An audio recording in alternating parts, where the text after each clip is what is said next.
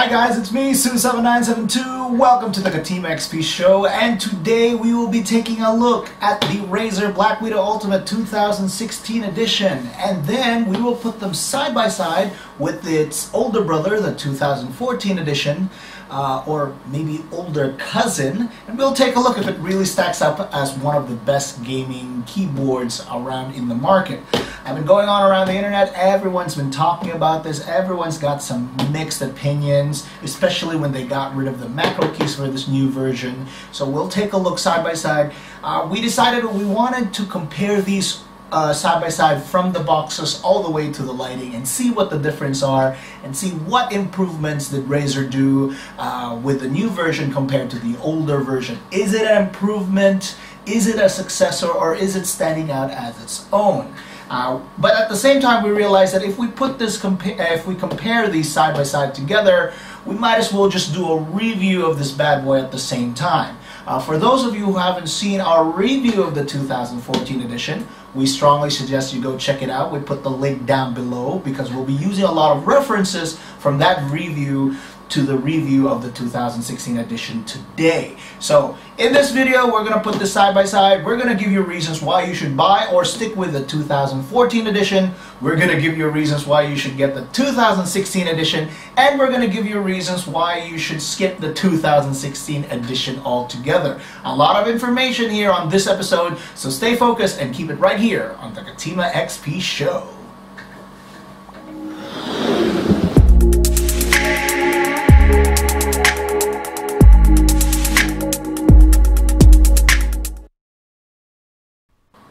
Okay guys, so here you have it. On the bottom is the 2016 edition, and on the top is the 2014 box, which was heavily criticized due to the fact that there was no model indicator to be found at all. Thankfully, they've corrected that. You will also notice that the 2016 box is a bit shorter because the macro keys on the left side have been removed.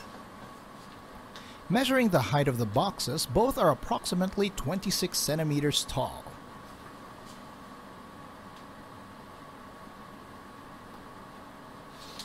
And when it comes to measuring the width, the 2014 edition is at 50 centimeters wide, while the 2016 edition is at 48 centimeters wide. 2 centimeters difference. The 2016 box has a similar cardboard feel with the 2014, almost having the same design except for a more obvious 2016 model indicator. Top, sides, and bottom all show the specifications of the model, with white, gray, and green contrasting well with the all-black box. These two models are a bit special as they are both sporting the foreign language keys, which in this case is Thai. The 2014 edition feels a bit more heavier and bulky, and as I said before, was heavily criticized because it doesn't say anywhere in the box that this is the 2014 edition. You would have to ask the shop to look up the model, online to make sure you actually got the 2014 edition. Both also come with holes on the box, which exposes the arrow keys to give you a sample of how the keyboard feels and sounds. Personally, I don't like this because it will simply add more wear and tear to the model you would buy. So if you're going to get one of these, make sure you get the box behind the front models, as you probably think there's a lot of wear and tear on it. Opening the Blackwidow Ultimate 2014 edition, you would have to open the side and slide the inside carton box out. The inside is also made of cardboard and is all black. It is designed to hold and secure the 2014 keyboard in place with a transparent cover on top. The heavy-duty braided wires are actually tucked from the top and folded under the keyboard into a compartment at the bottom. You will have a hard time getting the keyboard and cords out, but with patience and delicateness, eventually you will figure out how it's been packaged and remove the large braided wires out of the bottom compartment. Once removed, you will find a fancy envelope secured at the bottom of the box. You can see that even inside the box, there are some intricate designs to hold its contents. On the envelope, you will see an engraving which says, "For gamers, by gamers," which is a slogan of Razer. Inside, you will also see another engraving which says The Cult of Razer, which makes you a member after owning any of their products. There are some transparent Razer logo stickers inside and a message from the founder that there is no turning back. The rest are manuals and warranty information. All of this package makes you feel valued as a customer and excited to actually own one of their products. So there you have it, the box and contents of the 2014 edition. Nothing else here that is really interesting other than the unique bottom compartment. Now, let's take a look at the difference with the 2016 edition. Instead of sliding the box to the side, now the new version opens up like a suitcase. The cardboard feel is still there, but some parts are now secured with side foams, which are also black. Some people may argue that this kind of package with the foams are actually better than the cardboard design of the 2014 edition. However, there is no proof of which kind of packaging is actually more secure than the other. The transparent cover is present as usual, but is not actually interchangeable with the 2014 edition, as even the cover of the new edition is still shorter. Removing the keyboard from the box is actually easier than the older version once the foams have been detached. The heavy braided cords are also folded from the top towards under the keyboard, with the rest of the cables tucked in a wide compartment. Unlike the extra contents of the 2014 edition though, the new version doesn't have a fancy envelope. Rather, all its same contents are just wrapped around in plastic, which includes stickers, manuals, and warranty information as well. So that's all there is for the 2016 edition, nothing more interesting outside the plain black box. So let's move on and take a look at the keyboards themselves. On the bottom is the 2016 edition, and on the top is the 2014 edition, which is obviously a little more wider because of the additional macro keys. Also, observe the status indicators on the top right side of each keyboard. They are used to see anti-ghosting, game mode, caps lock, and macro recording. While the older version has a semi-transparent plastic cover that the indicators can shine through, many people have complained that they are hard to see. So the 2016 edition addresses this issue by having the indicators out to be more prominent. Other changes include the jacks. The 2016 edition now comes with a combo 3.5mm jack and USB pass-through. This means that headphones that comes with mics and using a 3.5mm combo jack is now compatible. The older version actually had two jacks separating the microphone and audio. Most people found this annoying because you would require a splitter if your headphones came with a combo jack. Both keyboards sport the same heavy-duty braided cables. The only difference is that the 2014 edition uses a split microphone and audio output jack, and the new version actually uses just one combo jack. The rest are similar, with gold-plated USB cords for power, software installation, and USB pass-through. For your information, most modern headphones with mics today come with combo jacks. The one you see on screen is the Razer Kraken Pro, which uses such technology. In order for both audio and mic to work on the Kraken with the 2014 edition, you would require a splitter, which added more clutter around the keyboard. Let's take a look at how this actually works. Let me just try to get the mic in and the audio in with the splitter. Then I'm going to add the combo jack from the Kraken Pro. The 2016 edition, on the other hand, doesn't require a splitter, and you can plug your combo jack right in, having your microphone and headphones ready on the go. Both keyboards have a USB pass-through, which means it can act as a flash drive reader or even an extended USB port. The biggest problem I had with this function on the 2014 edition is that the jack and ports are all on the right side. Take a look at this. This looks like a small size, a decent sized mouse, but I couldn't shake the feeling that something was always in the way. Moving the mouse around, I kept hitting and dislodging both the jack and the USB. It was not comfortable, and I was disappointed that they didn't do anything about this with the 2016 edition.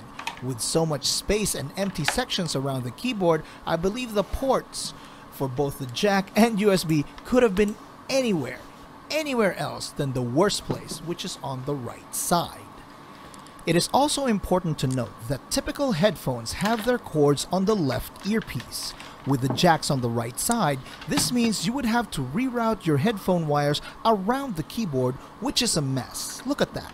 I don't understand why, even with the new version, they continue to put the jacks on the opposite side of where it should be. Worst of all, if I wanted to reroute my headphone wires to the top of the keyboard, anything on the USB pass-through would actually be in the way. Look at this part for both keyboards. You will see that there is so much space on the left side and even on the top for all of these functions to fit.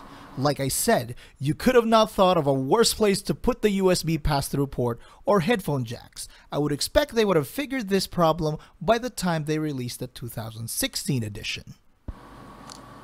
Complaining aside, let's look at the perks of both keyboards. The Razer Synapse is ever present to modify your keyboard functions and lighting. All keys can be modified and changed to your desire. On the lighting side though, the 2014 edition only comes with just one lighting effect, which is called pulsating.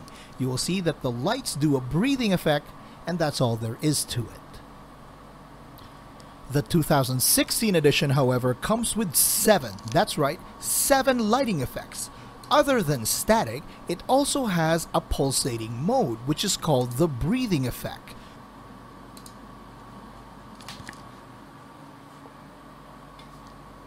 Both keyboards score a brilliant lighting effect, with the 2014 being slightly brighter. Let's explore the other lighting effects that the 2016 edition offers.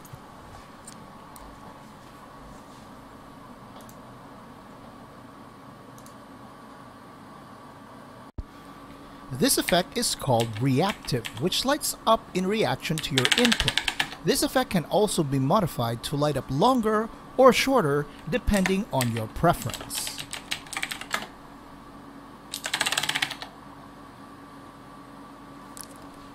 Next, you have what you call the ripple effect, which is similar to reactive, except it creates a chain reaction similar to water ripples.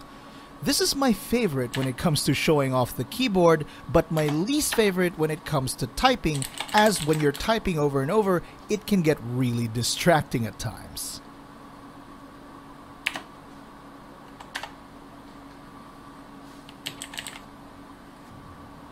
Then you have Starlight. Starlight really has nothing special, just random keys doing a breathing effect, giving you a twinkling feel. The keys and lighting don't react to your input, so this effect is just for show. The next, you have a more exciting effect called the Wave. You can modify the direction of the wave, either going from left to right or from right to left.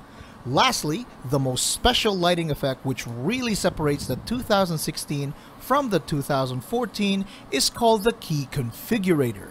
In this mode, you will be able to modify the individual key lighting effects of your keyboard. For example, I have mine on FPS mode, where I've set all my important keys dedicated to shooting games.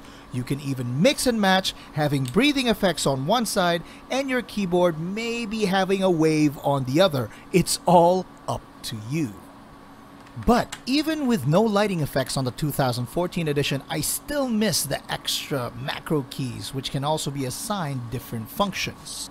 Speaking of functions, the function key on the 2016 is now illuminated compared to the 2014, where the function key is just painted over. As bright and brilliant as both keyboards may be, one of my biggest problems with the lighting has to be specifically on the foreign language layouts. In my previous review of the 2014 edition, I emphasized that the foreign layout versions need major improvements when it comes to lighting. This is because not all keys on the foreign language layout is illuminated. You can see here that in the Thai version, the upper keys are well illuminated, but the lower keys aren't, which is weird, and the problem is inherited by the 2016 edition as well. My problem with this is that when fully illuminated, it is impossible to see the keys that are not lit up. The glare from the lighting makes it near impossible to see, and the only remedy for this is to turn the lighting off altogether. This is disappointing because I don't see how hard it could be to scrape out and make the lower keys transparent so that the light can penetrate and illuminate them. If you can do it for the upper keys, why can't you do it for the lower keys? I asked this question to Razer with the 2014 edition and I didn't get a clear answer. Were they being lazy? Was this a factory overlook? Now I know that it's neither, because they just refuse to change it and think that people will take these keyboards as they are. So if you're looking for a foreign keyboard layout, Razer might not be the more comfortable choice for you. Both keyboards have gloss plastic finish with a 2016 feeling a bit more matte and less fingerprint prone. The 2016 edition may look shorter, but is actually a few centimeters thicker and more pronounced.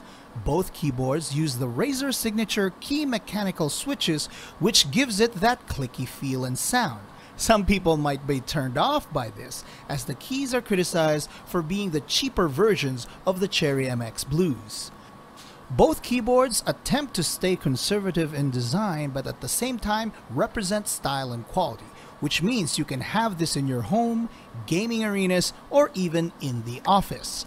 Some people might be put off by the lack of macro keys on the 2016 edition, and some may not miss it at all. But the reason why it was removed in the very first place was for the keyboard to occupy less space and of smaller footprint.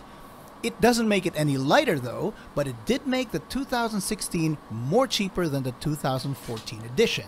Yes, the 2016 is just over $100, while the 2014 is at $130 US. This makes the 2016 very competitive in terms of pricing for the quality you're actually paying for.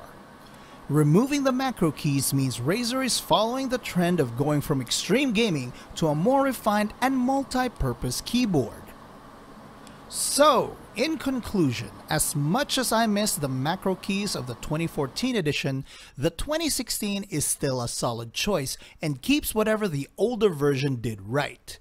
Great green lighting effects, satisfying keyboard clicky feel and design, sleek look, robust durable cables, and customizable lighting keys make this a competitive choice.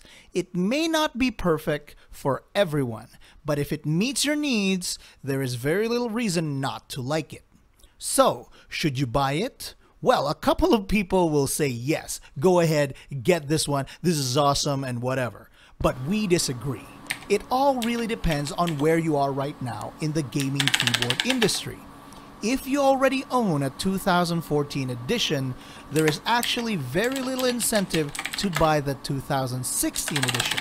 Sure, the lighting effects are there, but the small improvements and less footprint might not warrant another $100 purchase. It's the same keyboard actually, with just fancy lighting. However, if you don't own an actual mechanical gaming keyboard just yet and are new to the market, the 2016 is perfect for newcomers. It's flashy, it's neat, it's fully customizable, and most importantly, it's cheaper for a high-end product at this level. Lastly, we would recommend you avoid the 2016 edition if you're on a lookout for a foreign language layout.